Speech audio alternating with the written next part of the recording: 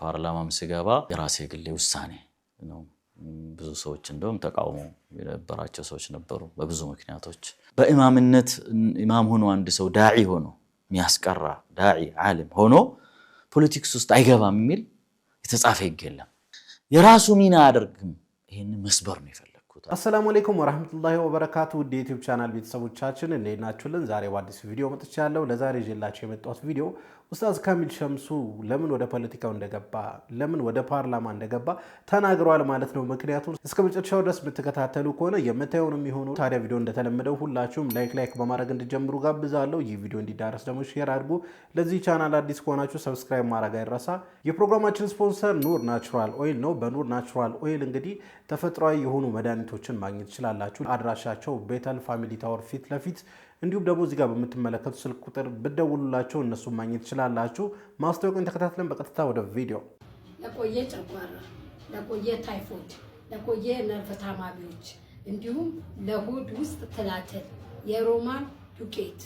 የሮማን ዱቄት ከሳውዲ ይዘንላችሁ መተና ኑር ናቹራል ኦይል ሴንዳዘርስ ላይ በ096627 3242 ያገኙኛል ቤተል ፋሚሊ ታወር ፊት ለፊት ኑር ናቹራል ኦይል ሴንዳዘርስ በዓለም ታሪክ የመጀመሪያው ዘመናዊ ፋርማሲ የኛ እንደሆነ ታውቃላችሁ የኛ ያልኩት ሙስሊሞችን ነው የመካከለኛው ዘመን ለሙስሊሞች የእውቀት የስልጣኔ የታላቅነትና የዓለም ነበር በ8ኛው መቶ ክፍለ ዘመን በባግዳድ ከተማ ነበር የዓለማችን የመጀመሪያው ፋርማሲ የተቋቋመው ይህ ፋርማሲ በእጽዋት ተቀምመው የተዘጋጁ መድኃኒቶች ለገበያ የሚቀርቡበት ነበር አሁን የምናያቸው ፋርማሲዎች ከዚህ የፋርማሲ ስልት የመጡ እንደሆኑ ይነገራል ሰይደላኒያ ተብሎ የሚጠራው ለመጀመሪያ ጊዜ በ754 የተጀመረ ሲሆን በአባሲ ስርወ መንግስት በአልመንሱር ዘመን ነው ፋርማሲዎች ለህዝብ ክፍት ሆነው ሲያገለግሉ ኖረዋል ከዘመኑ ዕውቅ የፋርማሲ ሊቃውንት መሃል አንደኛው አልቡሩኒ ሲሆኑ ኪታብ አሰይደላ የተሰኘ የፋርማሲ መጽሐፍ የጻፉ ዕውቁ ሊቅ ኢብኑ ሲናና አራዚ ይገኙበታል በባግዳድ የተጀመረው ዘመናዊ ፋርማሲ በካይሮ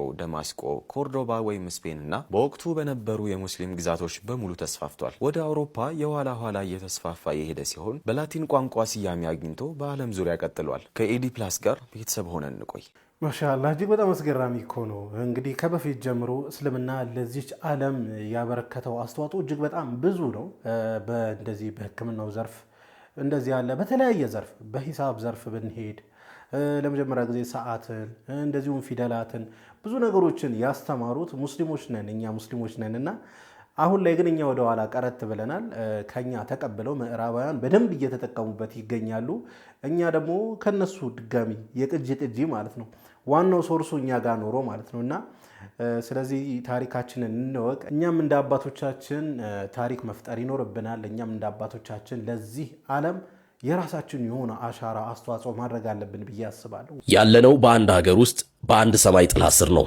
እውነታው ግን ለየቅል ነው እስኪ ለአፍታ ልባችሁን ወደዚህች ህፃን አዙሩ እጆቿን ተመልከቱ ያዘችው ለዕቃቃ ጨዋታ የሚሆን የውሸት ማዕድ እንዳይመስላችሁ ጨካኙን ረሃብ ለማታለል አንጀቷን ለመደለል የምታደርገው የሞት ሽረት ትግል እንጂ እናቶችን አስተውሉ ማጀታቸው ከምግብ ይልቅ በባዶነት ተሞልቷል የላይኛው ፀሐይ ንዳድ ከውስጥ ረሃብ ጋር ተባብሮ የቤቱን ምሰሶ ምንጣፍ ላይ ዘርሮታል አባቶችን እዩ የትዳር አጋራቸው መውደቅ የልጆቻቸው ራበን ሪታ አንጀት እየቆረጠው ያንን ሰቀቀላ ለማየት ከደጅ ወጥቶ የለጋሽ እጅ ይጠባበቃል ይሄም አልበቃ ብሎ ይሄንን አካል ጉዳተኛ ታዳጊ ተመልከቱ ጉዳቱ ላይ ረሃብ ተደራርቦበት አቅም አጥቷል ወገን ዝም አንበል እኔ አቅሜ ድምጽ መሆን ነው እናንተ ደግሞ ለዚህ ድምጽ ምላሽ ሁኑ እባካችሁ እነዚህን ወገኖች አይተን እንዳላየን አንለፋቸው አደራ እጅግ በጣም ያሳዝናል ይሄ የተከሰተው እዚሁ እኛ ሀገር ላይ እዚሁ እኛ ኢትዮጵያ ላይ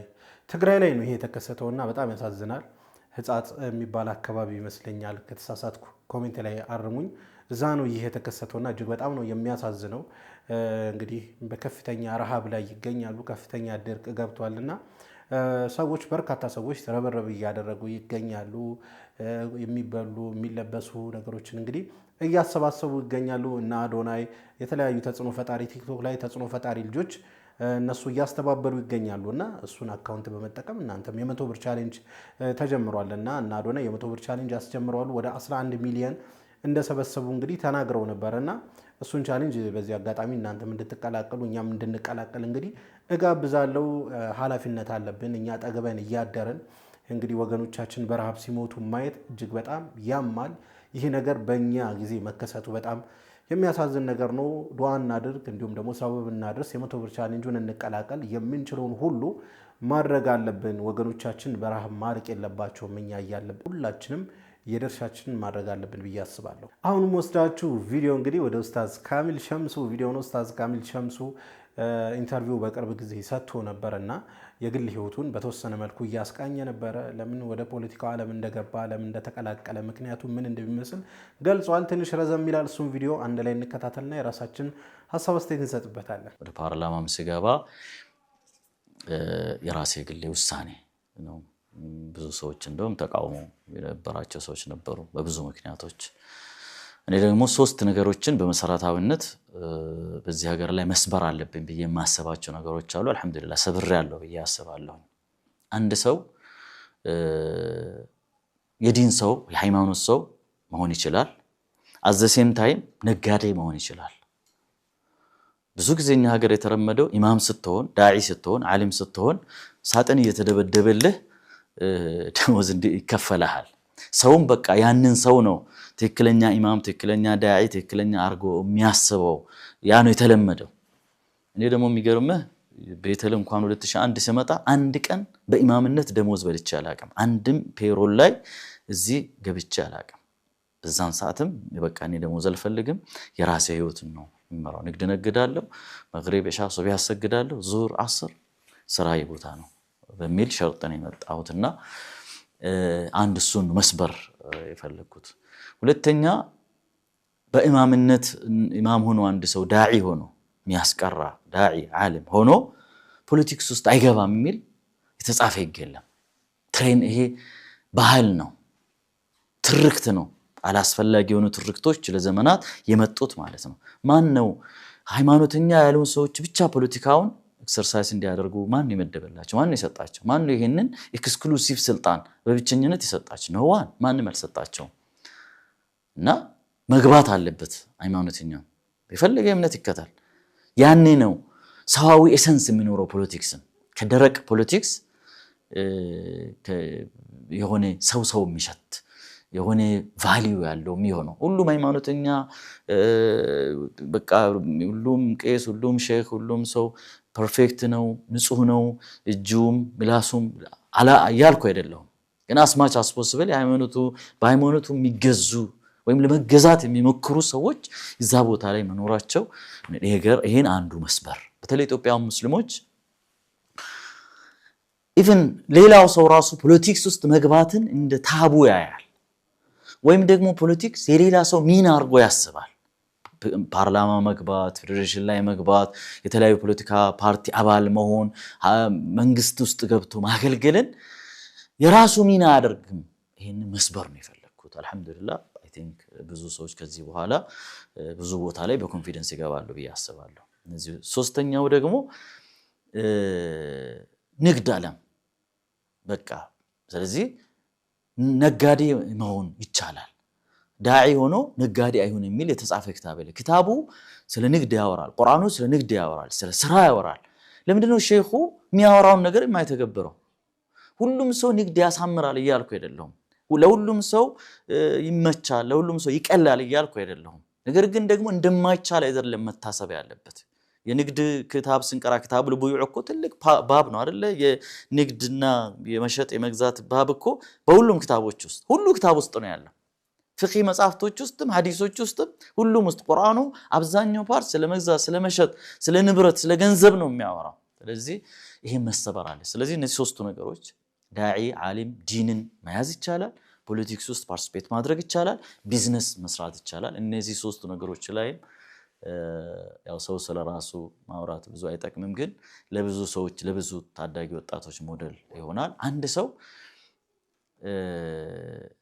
መገደብ የለበትም፣ ራሱን መገደብ የለበትም። አቅሙን እስከ ቻለ ድረስ ኤግዞስት አድርጎ መሄድ አለ። እኔ በዚህን ሰዓት ላይ ማህበራዊ ጉዳዮች ላይ ብዙ ቦታዎች ውስጥ አለ፣ ሀገራዊ ጉዳዮች ላይ ብዙ ቦታዎች ላይ ያለሁ፣ በጣም በርካታ ቦታዎች ላይ የምታየው መስጂድ አስተዳድራለሁ፣ 2 መስጂዶችን አስተዳድራለሁ።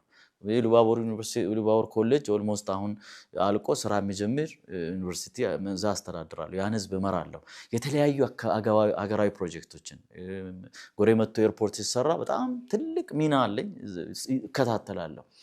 እዛ አካባቢ የሚሰሩ የምርጫዬ ምንድነው ኮንስቲትዩንሲ ስለሆነ የተለያዩ ፕሮጀክቶችን እከታተላለሁ። የመንገድ ፕሮጀክት አለ፣ የጤና ፕሮጀክት አለ፣ የትምህርት ፕሮጀክት አለ፣ እከታተላለሁ። ሌሎች እንደዚህ ማህበረሰቡን አደራጅቼ የሚመራቸዋለሁ። የሚመራው ሚዲያ አለኝ፣ የሚመራው ኤንጂኦ አለ። ለምሳሌ ሃሚልተን ሚዲያ እመራለሁ። የበላይ ሆኜ እግሬፍ የሚባል ኤንጂኦ አለ። ምናልባት ሰዎች ከሶማሊያ ክልል ከተፈናቀሉበት ሰዓት ጀምሮ ከብዙ ወንድሞች ጋር አቋቁመን ብዙ ትልልቅ እርዳታዎችን እናንተም ያው ማህበረሰቡ የሚያውቃቸው ናቸው። ቤት ሰርተናል፣ ምግብ ለቸገሩ ምግብ ሰጥተናል፣ ፍየል አድለናል፣ ልብስ፣ የትምህርት ቁሳቁሶችን፣ የተለያዩ ነገሮችን በጦርነት የተጎዱ ሰዎችን አምጥተን እስከ ማሳከም ድርጅት ብዙ የሚሰራ እዛ ውስጥ ቦርድ ምክትል ሰብሳቢ ነኝ። የባንክ ቦርድ እንትን ሸሪያ አማካሪ ነኝ። የገቢዎች የታክስ አምባሳደር ነኝ። የአዲስ አበባ ትረስት ፈንድ አባል ነኝ። ብዙ ውስጥ አለሁኝ እና እንዴት ጊዜ ይበቃል? እኔ ብዙ ሰዓት ጊዜ አለኝ። ከልጆቼ ጋር ቤት መጥቼ እጫወታለሁ። ልጆቼ ጋር ወጥቼ ዝናናለሁኝ፣ ጊዜ አሳልፋለሁኝ። አይ ቲንክ ጥሩ ባለም ጥሩ አባትን ብዬ ነው የማስበው እና አልሐምዱሊላህ ይሄ ሁሉ ነገር የአላህ ሱብሓነሁ ወተዓላ ይገዛ በጣም ወሳኝ ነው። ማሻአላህ እንግዲህ እውነት ነው። እኛ ሙስሊሞች ሁሉም ዘርፍ ላይ መሳተፍ አለብን ብዬ አስባለሁ። እስልምናችን እስካልከለከለን ድረስ ከእስልምናችን ጋር የማይጋጭ እስከሆነ ድረስ በተለይ ማህበራዊ ጉዳዮች ላይ በጣም በሰፊው መሳተፍ አለብን ብዬ አስባለሁ። እንዲሁም ጠቃሚ ሆኖም እናገኘዋለን። ለምሳሌ እንግዲህ የሙስሊሞች መብት በተገፈፈ ሰዓት ቀድሞ ሊጮህልን የሚችለው ፓርላማ ውስጥ ያለ ሙስሊም ነው እንጂ ሌላ አይደለም እና እንደዚህ አይነት ቦታዎች ላይ መሳተፍ በንቃት ልንሳተፍ ይገባል ብዬ አስባለሁ። ማህበራዊ ጉዳዮች ላይ በደንብ ልንሳተፍ ይገባል። ብዙዎቻችን እንግዲህ እኛ ሙስሊሞች ፖለቲካ ጉዳዮች ላይ ሊሆን ይችላል፣ ማህበራዊ ጉዳዮች ላይ ሊሆን ይችላል ያንን ያህል የነቃ ተሳትፎ አናደርግምና ከኡስታዝ ካሚል ሸምሱ ልንማር ይገባል ብዬ አስባለሁ። ኡስታዝ ካሚል ሸምሱ እንግዲህ የሃይማኖት አባት ነው፣ ኡስታዝ ነው፣ የአንድ መስጂድ ኢማም ነው። የተለያዩ ማህበራዊ ጉዳዮች ላይ ይሳተፋል። እንደዚሁም ደግሞ ፓርላማው ላይ የምናየዋለን። ኡስታዝ ካሚል ሸምሱ ለምሳሌ በፓርላማ ላይ ሂጃብ ለተከለከሉ ሙስሊም ተማሪዎች በተከታታይ ድምፅ ሲሆን ነበር እና ጠቅሟል ኡስታዝ ካሚል ሸምሱ እዛ ቦታ መገኘቱ። ስለዚህ ሁሉም ዘርፍ ላይ ብንሳተፍ ጥሩ ነው ብዬ አስባለሁ። ይህንን ቪዲዮ የምትከታተሉ ተማሪዎች ካላችሁ እንግዲህ እናንተን የተለያየ መስክ ላይ ነው የምንጠብቃችሁ። በርቱልን፣ ጎብዙ ነው ማለት ፈልገው። ለማንኛውም ለዛሬ ይዤላችሁ የመጣው ቪዲዮ ይህን ይመስል ነበር። ቪዲዮን ከወዳችሁ እንደተለመደው ሁላችሁም ላይክ ማድረግ አትርሱ። ይህ ቪዲዮ እንዲዳርስ ደግሞ ሼር አድርጉ። ለዚህ ቻናል አዲስ ከሆናችሁ ሰብስክራይብ አድርጉ፣ የደወል ምልክቷን ይጫኑ። ኢንሻአላህ በቀጣይ በአዲስ በቆንጆ ቪዲዮ እስከምንገናኝ ወሰላሙ አለይኩም ወራህመቱላህ ወበረካቱ።